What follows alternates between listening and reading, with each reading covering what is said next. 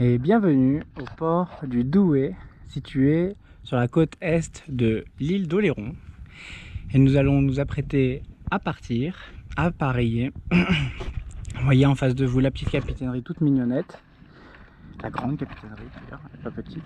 Et on va s'apprêter à appareiller. Vous savez que sur votre carte est inscrit un seuil à 1,80 m au-dessus du niveau zéro hydrographique des cartes quand vous rentrez dans le port, dans ce bassin-là, tout du moins. Celui du fond est encore plus haut. Et donc du coup, prenez garde à toujours avoir assez d'eau. Là vous voyez qu'on est à marée haute, donc on n'a pas de souci, les calculs ont été faits. Mais pensez bien toujours quand vous venez au port du Douai à bien faire vos calculs. Voilà. Rajoutez toujours 2 mètres d'eau en plus de ce dont vous avez besoin pour votre quille, plus votre marge, et vous serez bon pour pouvoir rentrer. Donc la fourchette étant assez courte, il faut bien calculer tout ça.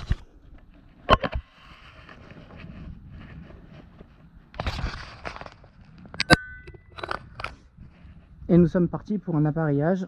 Le bateau est prêt à appareiller.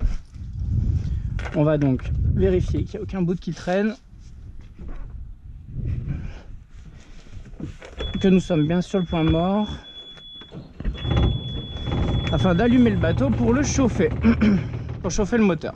Du coup, je vois que j'ai oublié ma petite drisse, de la préparer. Je la fais au dernier moment parce que sinon ça tape sur le long du mât et du coup c'est désagréable pour les voisins.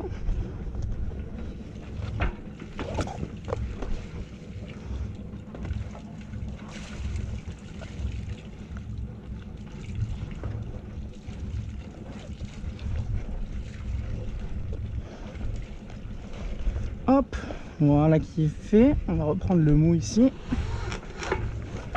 Voilà.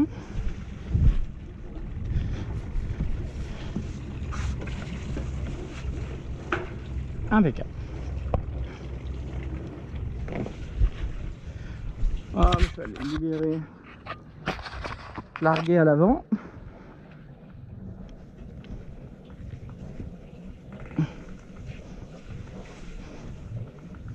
Je garde la tension, pas que le bateau bouge.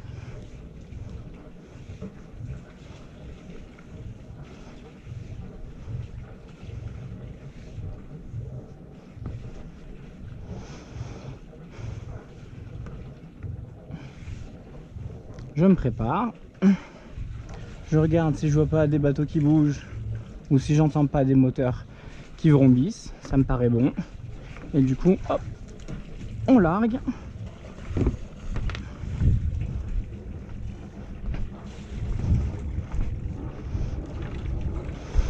On place la barre pour le pas d'hélice.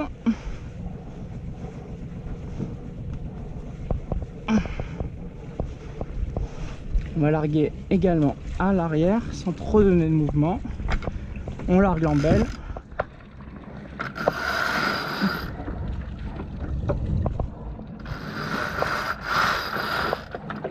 Et on est parti. Voilà, on va essayer de sortir le plus droit possible.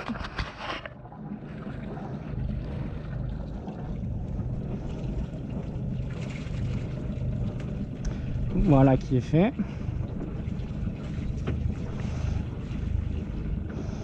On va se donner de la place. On en a. On en profite. On fait bien passer les traves, qu'on voit qu'il y a un panneau solaire, le Zodiac, etc. l'annexe. Hop, on va couper les gaz. Laisser le bateau sur son air. Bon, c'est tellement simple qu'on va le faire en une fois cette fois. Même pas besoin de réaligner le bateau dans l'axe. Vous voyez que on est déjà bien placé grâce au pas d'hélice. Évidemment, toujours penser à votre pas d'hélice, dans quel sens il va vous faire sortir. Et voilà, j'ai hâte. On va voir plein de belles choses aujourd'hui, ça va être exceptionnel. Donc vous avez le ponton F qui est propriétaire ici, celui-ci aussi qui doit être le E, et le ponton visiteur qui a un petit longside qui se trouve le long du bassin. Vous voyez là où il y a le bateau en longside ici, le voilier pardon, avec le taux bleu et le génois sur un rouleur. Je rappelle aussi également c'est à préciser, pas de station essence ici, donc du coup pensez bien à ne pas arriver ici à sec.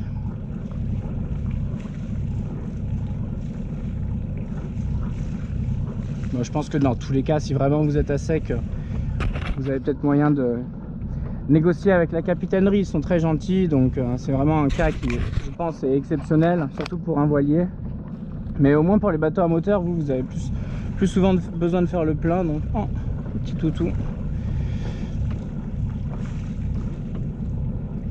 Voilà, là, bien surveiller si ça rentre pas, parce qu'on les voit au dernier moment. Bien vérifier si ça sort pas. Il y a aussi une école de jet ski au Douai qui est très efficace l'été, donc du coup il faut se méfier. Il rentre et il sort non-stop avec ses stagiaires.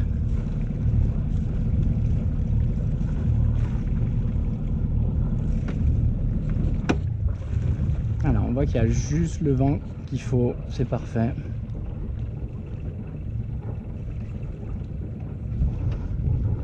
Voilà, donc le seuil se trouve entre la barre rocheuse ici, le bout de la jetée, et la perche jaune que vous voyez là-bas, sur lequel il est inscrit 4 mètres, 3 mètres 50, 3 mètres, une échelle graduée, mais à partir de 3 mètres, ça commence à s'effacer, quoi.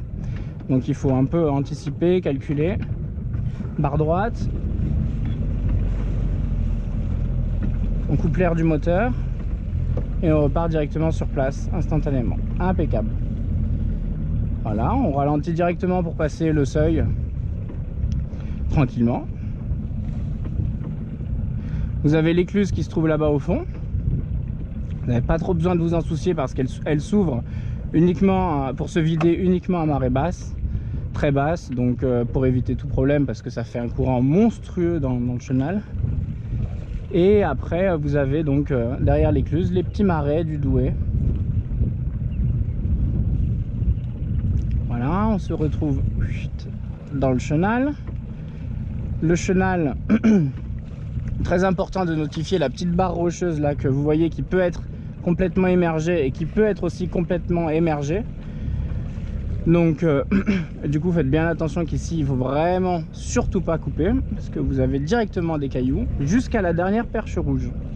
Voilà, et comme souvent sur l'île d'Oléron, dès que vous avez une petite digue comme ça sur la côte est, souvent ça ramène du sable, exactement comme à Saint-Denis. Donc du coup bien longé, vous voyez que le chenal il part direct comme ça. C'est pour pas partir tout droit ou couper encore pire et se retrouver à aller au plus près de la perche verte, et du coup banc de sable. Donc banc de sable à gauche ici, barrière de cailloux à droite. C'est assez semblant à Saint-Denis au final. Oh, regardez-moi ça, cet horizon, c'est incroyable.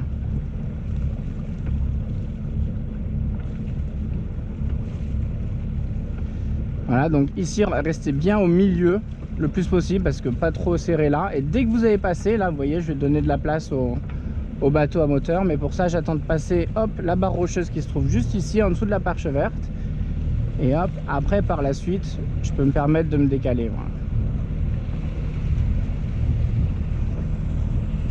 Je le laisse passer. Alors une entrée qui a l'air complètement paradisiaque et qui l'est aujourd'hui.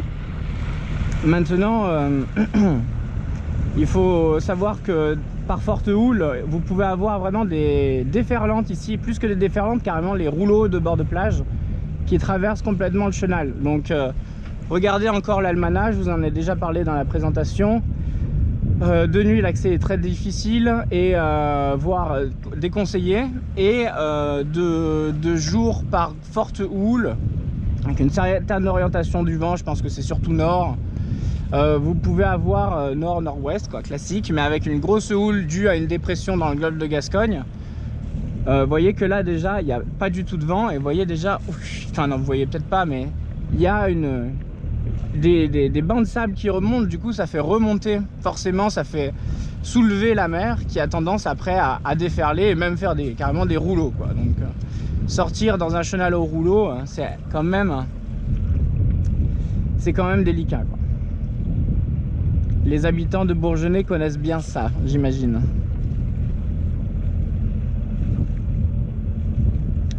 Waouh, waouh, c'est superbe parce qu'on voit pas les gros bâtiments de La Rochelle, les gros silos, les gros bâtiments dégueulasses de La Rochelle. Et du coup on est vraiment juste avec notre île au milieu de rien, quoi. Ah, on distingue Fort Boyard, ça y est, à peine on voit le haut de Fort Boyard qui se lève. Voilà, donc après une fois que vous êtes sorti du chenal, vous suivez bien le chenal, pareil, bien donner du large à la verte. Maintenant cette vidéo est valable aujourd'hui, mais il déplace le chenal en fonction à chaque fois, vous imaginez bien. Mais c'est vrai que petit à petit le sable continue à rentrer et du coup il faut donner du large à la première verte et à la dernière verte en particulier. Voilà, une fois que vous êtes là, on évite de caper directement vers l'île de Ré. Et si vous voulez un cap le plus sécurisant possible, vous gardez l'alignement des dernières bouées et vous allez quasiment en direction de l'île d'Aix. Voilà, un petit peu plus nord que l'île d'Aix et au moins, je vais vous dire, c'est du 50 degrés. Voilà, vous gardez un cap 50 degrés et c'est parfait. Au moins, c'est là où vous allez avoir le plus d'eau parce qu'il y a quand même un estran, donc à marée basse, qui est complètement découvert, qui est assez grand avant de retrouver un petit peu de profondeur. Voilà, c'est vraiment plat pendant longtemps et après, à peine, on commence un petit peu à... Oh là là, ça va être excellent.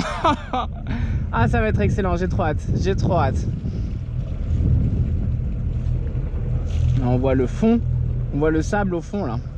C'est super beau, je vois les vaguelettes du banc de sable. Donc vous voyez que ça c'est les strands qui perdurent, qui durent pendant super longtemps avant de commencer à arriver dans des eaux un peu plus profondes. Voilà, bah écoutez, voilà le port du Douai avec la plage de Plaisance ici et la forêt, puis la plage des Saumonards, Boyardville derrière avec le fort Boyard qui se trouve ici.